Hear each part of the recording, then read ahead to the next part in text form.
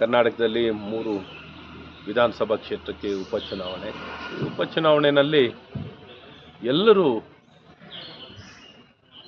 ಸಂಪೂರ್ಣವಾಗಿ ನಿರಾಶೆಯಾಗಿದ್ದಾರೆ. ಕಾಂಗ್ರೆಸ್ ಸರ್ಕಾರದ, ಕಾಂಗ್ರೆಸ್ ಪಕ್ಷದ ಆಡಳಿತದ ಸಂಪೂರ್ಣ ನಿರಾಶೆಯಾಗಿದ್ದಾರೆ.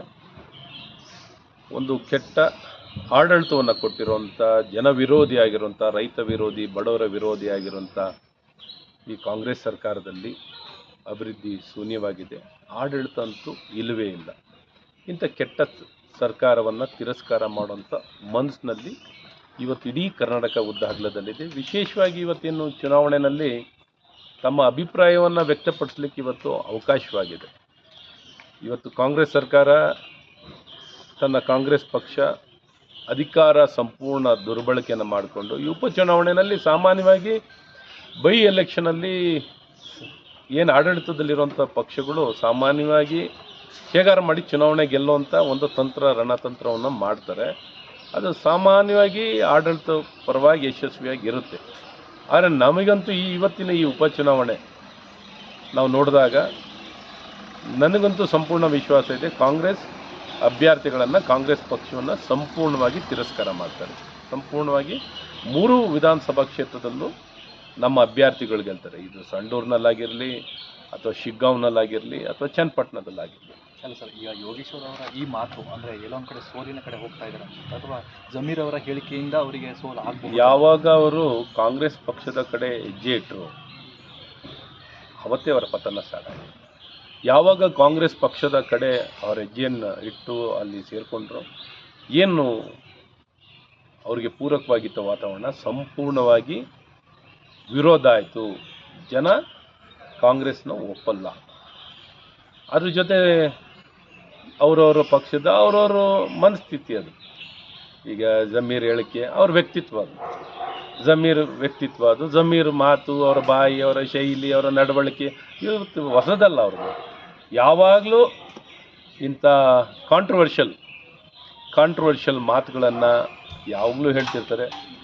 ಹಾಗಾಗಿ ಅದು ಯೋಗೇಶ್ವರ್ಗೂ ಮಾರ್ಗವಾಗಿರುತ್ತೆ. ಅದರಲ್ಲೇನು ಅನುಮಾನ ಏನಾರು ಇದೆಯಾ? ಏನು ಅನುಮಾನ ಇಲ್ಲ. ಹಾಗಾಗಿ ಮಾಧ್ಯಮದ ಮೇಲೆ ಮಾಧ್ಯಮದ ಬಗ್ಗೆ ಇದು ಲೋಪ ಹೇಳೋದು ಬದಲು ಅವ್ರ ನಡವಳಿಕೆನ ಲೋಪ ಇರೋದು.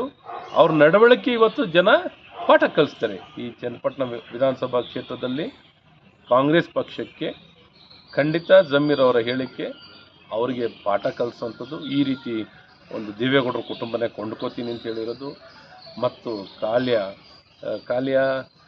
ಕರಿಯ ಏನೇನೋ ಕರೆದಿರೋವಂಥದ್ದು. ಈ ಯಾರು ಹೋಗ್ತಾರೆ? ಯಾರು ಇದೊಂದು ಮಾತಾ, ಇದೊಂದು ಹೇಳಿಕೆನ? ಇಡೀ ದೇವೇಗೌಡರ ಕುಟುಂಬನ ಎಲ್ಲರೂ ನಾವು ಒಂದು ದುಡ್ಡು ಹಾಕ್ಬಿಟ್ಟು ಕೊಂಡ್ಕೋತೀವಿ ಅಂತ ಹೇಳಿರೋದು. ಜನ ಅದಕ್ಕೆ ನಿಜಕ್ಕೂ ಬೇಸತ್ತಿದ್ದಾರೆ, ಬೇಜಾರಾಗಿದ್ದಾರೆ. ನಂಗೆ ಸಂಪೂರ್ಣ ವಿಶ್ವಾಸ ಇದೆ ಇವತ್ತು ಕಾಂಗ್ರೆಸ್ನ ವಿಶೇಷವಾಗಿ ಚನ್ನಪಟ್ಟಣದಲ್ಲಿ ಖಂಡಿತ ತಿರಸ್ಕಾರ ಮಾಡ್ತಾರೆ. ಇವತ್ತು NDA ಅಭ್ಯರ್ಥಿ ನಿಖಿಲ್ ಕುಮಾರಸ್ವಾಮಿ ಅವ್ರನ್ನ ಗೆಲ್ಲಿಸ್ತಾರೆ. ಅದ್ರ ಬಗ್ಗೆ ಅನುಮಾನನೇ ಇಲ್ಲ ನನಗೆ.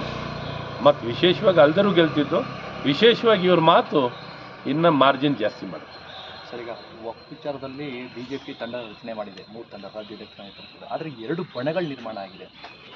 ಇದೆಲ್ಲ ಒಂದು ಕಡೆ ಗೊಂದಲ ಆಗಲ್ವಾ? ನೀವು ರೈತರು ಒಂದು ಕಡೆಯಲ್ಲಿ BJPಯಿಂದ ಅಧಿಕೃತವಾಗಿ 3 ತಂಡ ರಚನೆ ಮಾಡಿದರೆ, ಯತ್ನಾಳ್ ಅವರ ಟೀಮ್ ಅವರು ಜನಜಾಗೃತಿ ಅನ್ನುವಂಥ ಹೆಸರಿನಲ್ಲಿ ಮತ್ತೊಂದು ತಂಡವನ್ನು ರಚನೆ ಮಾಡ್ಕೊಂಡಿದ್ದಾರೆ. ನೋಡಿ, ಭಾಳ ಮುಖ್ಯವಾಗಿ ವಕ್ಫ್ ವಿಚಾರದಲ್ಲಿ ಇವತ್ತು ಹೋರಾಟ ಯಾವ ಸ್ವರೂಪದಲ್ಲಾದರೂ ನಡೆದರೂ, ಭಾಳ ಮುಖ್ಯವಾಗಿ ಸರ್ಕಾರದ ಲೋಪ.